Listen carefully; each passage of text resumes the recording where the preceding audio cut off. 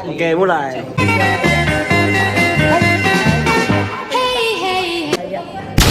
Hai guys, welcome to our day in our school. Jadi guys, kali ini kami sedang lagi praktek di laboratorium biologi.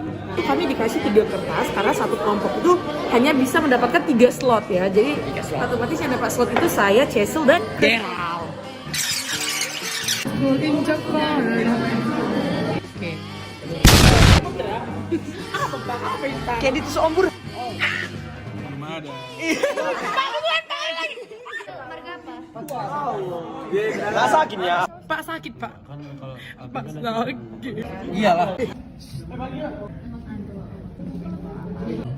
Jadi bisa bikin banyak anak. Bapak itu apa itu pak? Kang. Itu pak. Enggaknya bukan.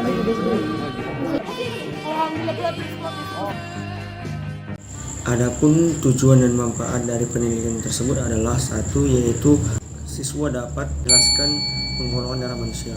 Yang kedua adalah siswa dapat menentukan golongan darah seseorang. Tiga, siswa dapat mengetahui ekspresi alel ganda pada manusia, yaitu pada penggolongan darah A, B, dan O.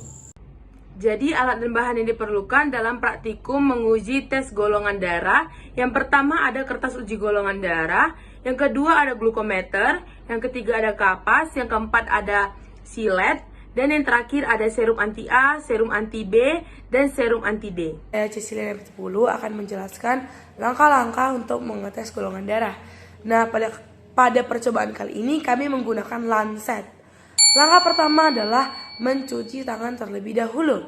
Mensterilkan tangan menggunakan antiseptik atau sabun. Di sini kami menggunakan antiseptik. Kapas yang telah dicelup oleh antiseptik kita oleskan pada jari kita.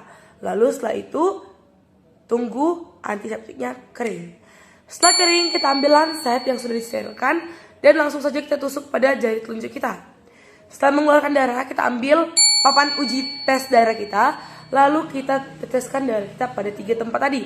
Ada golongan A, golongan B, dan golongan untuk resus. Setelah itu, tutup luka kamu yang ada di jari menggunakan kapas yang tadi kita untuk bersihkan. Sudah kita tutup, kita ambil lagi papan ujinya. Lalu kita memiliki 3 serum. Yang pertama, serum A, serum B, dan serum D. Serum A berguna untuk melihat golongan darah A, serum B, golongan darah B, dan serum D untuk menggunakan resus. Jika golongan darah A ditetesi serum A dan menggumpal, itu artinya darah kamu antara AB dengan A. Jika darahmu B ditetesi serum B dan menggumpal, itu artinya darah kita A dan B. Dan jika tidak menggumpal sama sekali, itu artinya darah kamu O. Dan untuk resus, jika kita teteskan serum D dan menggumpal, itu artinya resus kamu positif. Dan jika tidak, itu artinya negatif. Seperti pada gambar saya memiliki golongan darah O dan resus positif. Sekian penjelasan langkah-langkah dari saya. Terima kasih. Jadi hasil lab laboratorium membuktikan kalau golongan darah saya itu golongan darah A. Dengan cara sampel darah akan dicampurkan dengan antigen tipe A dan B.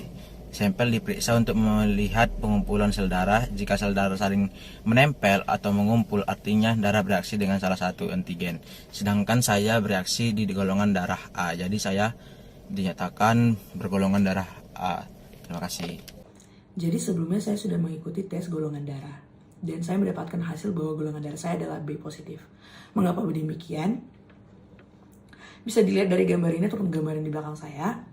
Jikalau darah saya ditetesi dengan serum anti A, darah saya tidak mengalami aglutinin ataupun penggumpalan. Namun jikalau ditetesi dengan serum anti B, darah saya mengalami aglutinin ataupun penggumpalan. Mengapa dikatakan saya beresus positif? Karena jikalau ditetesi dengan serum D, darah saya tidak mengalami aglutinin ataupun penggumpalan. Sehingga dari hasil di sini kita bisa mendapatkan bahwa golongan darah saya adalah golongan darah B beresus positif. Terima kasih. Dari pengamatan yang sudah kita lakukan, kesimpulan yang dapat kita yang kita dapatkan adalah golongan darah dikelompokkan menjadi 4, yaitu A, B, O, dan AB.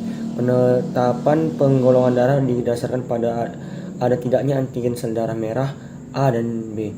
Individu dengan golongan darah A mempunyai antigen A yang terdapat pada sel darah merah. Individu dengan golongan darah B mempunyai antigen B. Dan individu dengan golongan darah O tidak mempunyai kedua antigen tersebut. Hasilnya adalah dua macam reaksi menjadi dasar antigen A dan B, dikenal dengan golongan darah A dan B. Dan satu macam tanpa reaksi tidak memiliki antigen dikenal dengan golongan darah O. Ada kedua macam antigen A dan B di sel darah merah yang disebut dengan golongan darah A dan B, atau sama sekali tidak ada reaksi yang disebut dengan golongan darah O. Demikian video hasil laporan penelitian kami. Semoga video kami bisa bermanfaat bagi kalian semua. Terima kasih.